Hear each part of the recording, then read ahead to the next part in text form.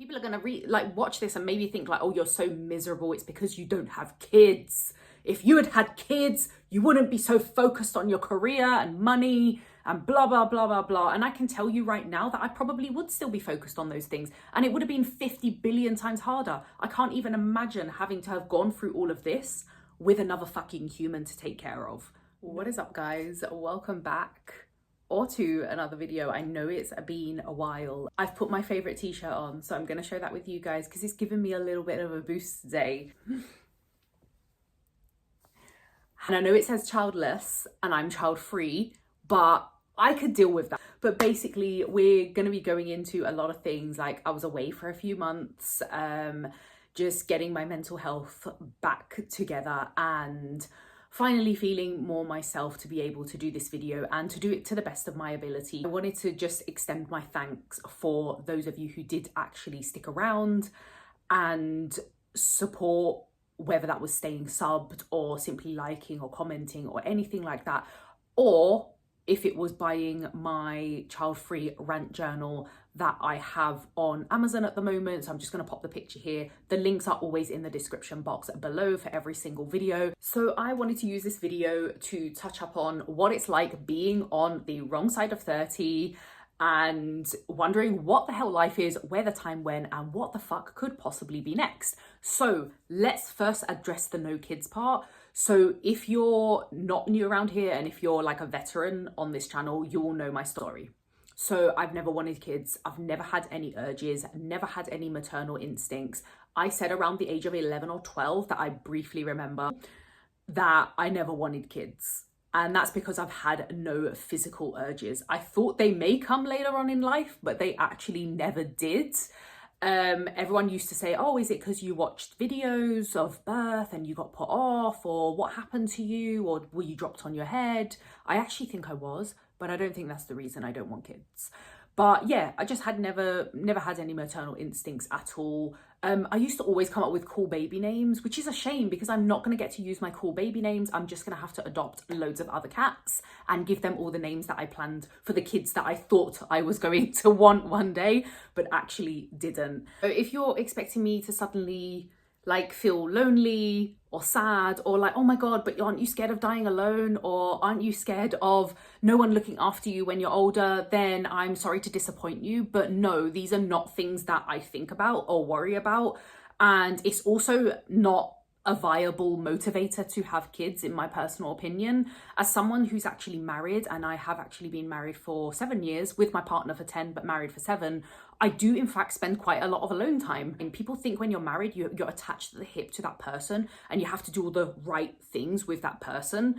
You know, you have to spend all your waking hours with them and all your seconds and minutes of the day with them, but you really actually don't. And I need a lot of alone time to decompress. So if you're going to come from the standpoint of like loneliness, it's not going to affect me. So I'm sorry to disappoint sorry to disappoint you there. Now, in terms of burnout, unfortunately, last year I took up a job opportunity that I probably shouldn't have. And I look back at it now and I really try not to regret things and be angry, because the point is it's part of the journey and I got to learn a lot about myself and I did actually meet really nice people. However, looking back, I probably shouldn't have taken the job because I was making that decision from a point of scarcity and from a point of, you know, I just felt a little bit motivated in that time to take on that job and I thought it was going to be like the answer to everything, and unfortunately it wasn't. Now, the burnout had been starting from back in like 2020 and I just didn't realize, because I'm that person who goes all in. I apply myself too much and I lay myself too thin, unfortunately, because I want to do my best in everything. Now, in terms of how it affected my mental health, I felt for years and years when I kind of felt it sizzling, like I knew it was in the background somewhere and I knew I was going to hit that, you know, burnout point of like exhaustion and just explosion of the brain. I used to push it to one side because I used to think I couldn't speak openly about it, because the last thing I wanted to do is say, as a child-free woman, the last thing I wanted to do was to say, oh my God, I'm feeling so exhausted. I'm so burnt out. I'm so tired from my career. You know, I'm starting to feel a little bit exhausted mentally from what I'm doing for people. Because I worked in careers where I'm constantly doing things for other people. Like I'm constantly serving other people. And I noticed that I was always in those industries. I didn't want to talk about it because I just knew deep down that somebody would be like, oh, but you don't have kids, so what are you exhausted about? What are you tired about? How can you have mental health issues? How can you be tired? You know, all of these things. I just knew they would be there. So I just used to suppress that thought and that feeling. And I used to be like, I can't talk about this out loud because people are just not going to understand. People are going to, you know, think, oh, she's just being a snowflake. She's just an entitled millennial. So that is why I kept so silent about it. And that is why, looking back at my other videos, or if you've met me in person, nobody would have ever suspected that I had anything going on mentally because I used to mask it so well. Now, if you had watched my short video that I put up recently, then you'll know that I said in that video, I do not act like these things. So people will be like, well, why are you acting so confident? Or why are you acting like you have it all together? I can assure you this is not acting. This is just how I come across. Like, I just come across like that. A lot of people, when they meet me firsthand, they're almost like, oh my God, you're so confident. Oh my God, you speak so well. Oh, but you're so articulate. So how can you have any problems? And these are the type of things which stop people from actually asking for help. These are the type of comments that people make, whether it's intentional or not. These are the kind of comments which keep people in their shells and keep people like, oh, I better not ask for help, because people are going to say XYZ about me, or they're going to think I'm weak, or they're going to think I'm lazy. And this is why I ended up in this predicament in the first place, is because I spent years and years and years and years not addressing it, but knowing deep down I could feel the burnout sizzling. So what's been happening mainly the last couple of years, but pretty much all my working life, is that I've got myself into a very dangerous cycle of constantly chasing perfection. Not just that, but chasing the next career, the next step on the ladder, the next salary, the next bonus, you know, anything that would just make me feel more successful. And this unfortunately riddled me with what I call career anxiety. So it doesn't matter what job I was doing. It doesn't matter how much experience I had in it. And trust me, I had tons of experience in the jobs I was taking. I could call myself top of my game, but it didn't help because I was just chasing that perfectionism all the time. But I didn't realize, I just thought I was doing a good job and I was hardworking. And don't get me wrong, I am hardworking. However, there's a limit to that. There's a kind of, you can't perform at 100% every day because it's not real life. It's not realistic. And this pushed me beyond recognition of myself. I've just been recently doing extensive therapy. I've been doing CBT specifically, which is cognitive behavioral therapy. When I've described all of this to my therapist, and she's amazing, honestly, guys. She said to me, those actions that I've been doing are what we call safety behaviors. So I was like, what the fuck is a safety behavior? And she said, the way you've been behaving in your careers and your life, specifically in my careers, because I took mine really seriously because I loved what I did. I wanted to be top of my game. I wanted all of those things. And, you know, part of it is my fault because I was chasing those things. However, I was doing it from a place of fear, from a place of lack. And it's totally okay to go after those things. And I think people deserve to go after what they want, but you've got to know your limits. You've got to know that you can't be perfect every day. So when she was explaining safety behaviors to me, she said people do this as a way to avoid kind of, you know, making a mistake or doing something wrong or being in trouble. So I would constantly behave in at this level every day, thinking it's totally fucking normal, when actually sometimes your best is here and that's okay. And sometimes it's here and sometimes it's here. And that's what she was describing to me. And it was honestly mind-blowing learning about how I've been behaving subconsciously, because it's easy on a conscious level to be like, oh yeah, I can't be bothered today. But then your actions are different. So your brain is saying, oh, I can't be fucked. But your subconscious is like, hang on a minute, you have to be here, remember? Otherwise you'll get fucking fired. Otherwise you'll make a mistake and everybody will laugh at you. Or otherwise you won't get that, you know, next salary increase. And these were the things have you noticed, this is just a massive fear cycle. Imagine going to work every day and you're fucking scared. I was fearful. I went to work every day and I was scared. I was scared of making mistakes. I was scared of upsetting someone. I was scared of doing my job wrong. I was scared of being accused of being lazy. I was scared of, you know, someone being like, oh my God, Jade did that. You know what, email her. Getting a Teams message from someone. Oh my God, that would send me into a fucking spiral. I'm honestly so glad I've waited to feel fully within myself to film this, because if I just tried to do this even 2 months ago, I would have broken down into tears. I could not get a sentence out without crying. That's where my mental health was. So what happened is I had a major panic attack, and I'm gonna say this, but I hate vulnerability, but I was very, very close to acting on my thoughts of self-harm. That's basically was the wake-up call for me, because I didn't think it would get that far, but unfortunately it did. And the reason it got that far is because in these kind of corporate companies or these corporate places, no one actually gives a flying fuck about your mental health. No one cares about your health. And if you want to overwork and you want to break your back, they're just going to sit back and watch you, because they're going to be like, oh, you know what? If you're happy to break your back for us, we're going to let you get on with it. We're not going to tell you to take time out. We're not going to tell you to chill. We're not going to tell you to relax. We're going to benefit from that. So they're going to watch you literally burn out. And then when you burn out, they're going to be like, oh my God, you're so fucking lazy. That's when I realized, like, you know what? No matter what I do, no matter what I have done, in certain places, and I'm going to say certain because it's not everywhere, in certain places with certain people, it just won't be enough, unfortunately. And there is that saying, and I'm sure you've heard of it, if you drop dead tomorrow, your employer will have you replaced within 24 hours. And it's fucking true. If I had dropped dead that day, they wouldn't have given a shit. And that's when I realized, you know what? I'm done here.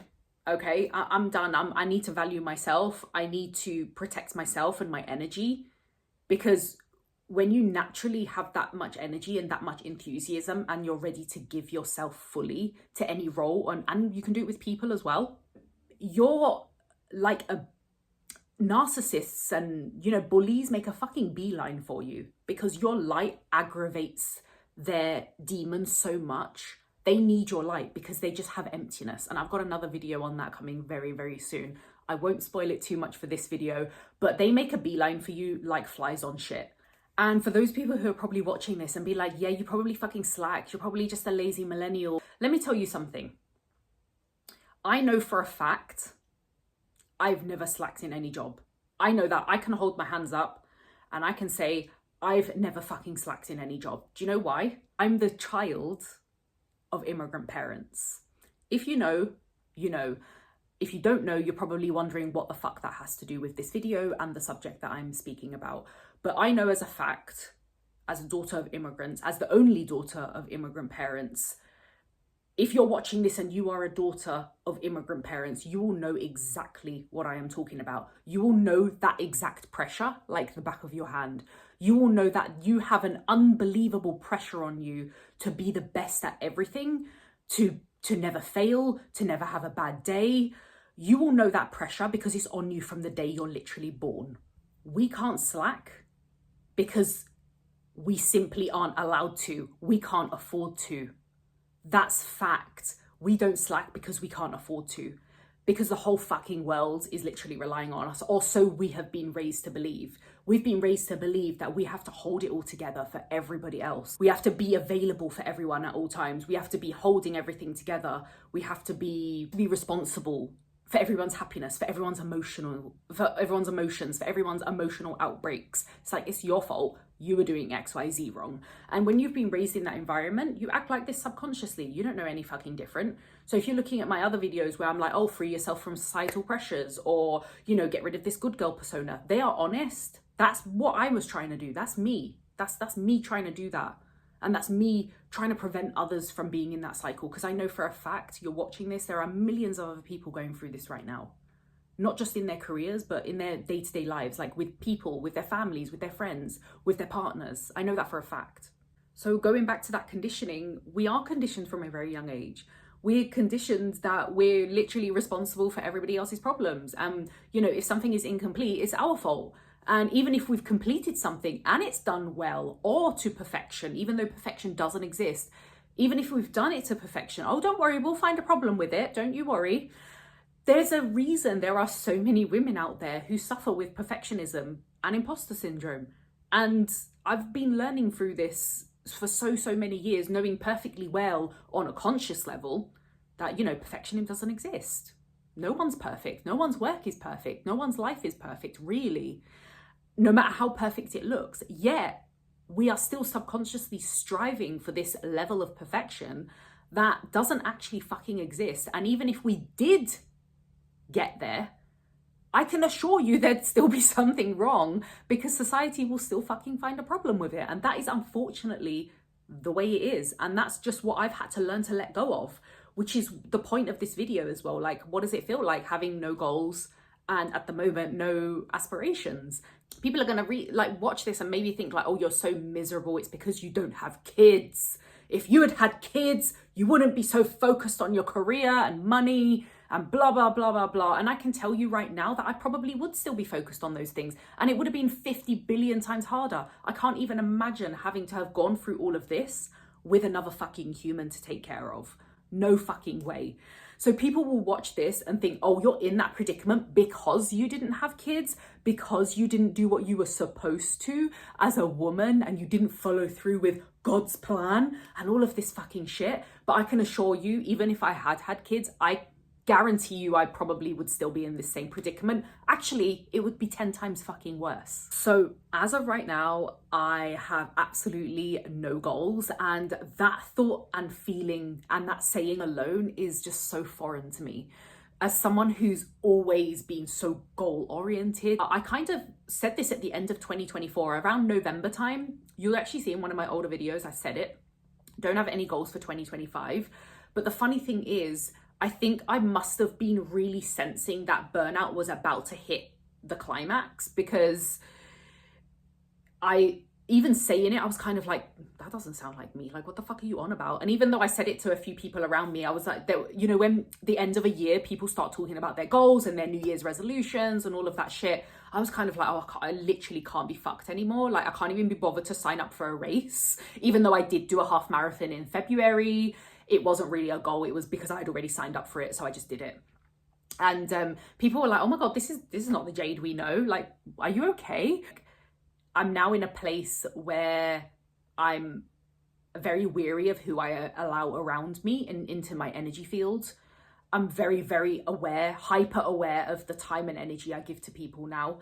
It's more in a kind of, I'm just trying to protect my energetic field. I'm also highly intuitive as well. So I pick up on nastiness very, very easily. When you're this big energetic person and your default is enthusiasm with absolutely everything, you kind of do become others' Achilles heel, if that makes sense. Like, they just almost, you do find a lot of people end up leaning on you somehow, even though you haven't offered yourself as a brick wall. Some people end up leaning on you and relying on you, like, oh yeah, where's Jade to like hype the energy up or to hype this, and that's like, no, like I'm that's not what I'm available for. I'm not invincible, and this whole experience has taught me that no one's invincible, no one's safe from this kind of shit. It can happen to literally anyone at any time of your life. And I know there's going to be a small percentage of people who are likely watching this and will probably tell me I just need to get over it and just move on, which is really funny, because just getting over it and moving on is the exact reason I'm in this fucking predicament in the first place. So listening to other people, usually from other generations, I'm not going to name anyone, but you can kind of guess. I like to remind you that those exact actions were the reason that I ended up having a panic attack and a mental health breakdown and hitting burnout all at once, all in one special package. Because when the universe delivers, it fucking delivers really, really well. I guess now the question is, am I, you know, a miserable childless cat lady? This is what I came to the conclusion of. I'm not miserable because I don't have kids. A lot of incels are going to watch this and say, flat out, you're fucking miserable because you didn't do what God demanded that you did. You know, this is what your body's made for. You didn't do it. And, you know, if you want to get over your mental health issues, have kids. I cannot tell you how many times I've heard this. Like, people are like, I wanted to get over my depression and anxiety, so I had a kid. Are you actually out of your fucking minds? Because I couldn't think of anything worse right now than bringing a child into this. I genuinely think that a lot of millennials and Gen Zs are struggling right now because we haven't actually been taught how to be happy. We weren't taught how to be how to measure success for ourselves. We were given a idea of success, and we were given, you know, this fake reality of what success looks like. And we were just taught to respond to carrots being dangled in our faces that we were actually never going to get hold of anyway. And this is why I just think that mental health has had a steep decline in the last couple of, I don't know, maybe decades, should we say? Yes, social media has played a massive part in that as well. However, I do think looking back, stuff that I was told growing up about, oh, you need to tick all these boxes, otherwise you will never be successful. And if you're not successful, you're not going to be happy, is the actual reason. And I know I'm definitely not alone on this. And I know that if you're definitely a millennial, 100% you'll know what this feels like, or you will at least know somebody else who has been through this as well. You can have the best career out there, and you can have the best business out there, or you can have the 2.4 kids, the picket fence, the house, the car. But are you happy with yourself? Are you happy? Genuinely happy? And that's what I had to ask myself. What is going to make me happy? What's my vision of success? I had to really change how I viewed success, because the way it's been portrayed to me growing up through society and like a generational thing, it was not reality. You know, it's not real. We were just taught, just work your ass off and you'll be as happy as Larry. Just work your ass off, and then when you get all that money, it will solve all your problems. And guess fucking what? It doesn't.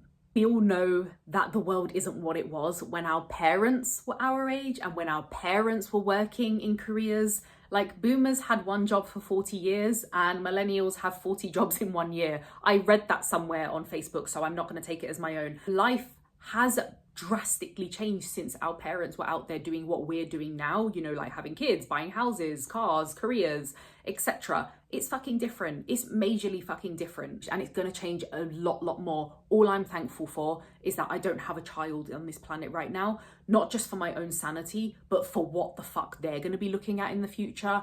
I just thank my lucky fucking stars every single day. Thank you so much for joining me, guys. If you haven't already, make sure you hit that subscribe button, and I will see you guys in the next video. Peace out.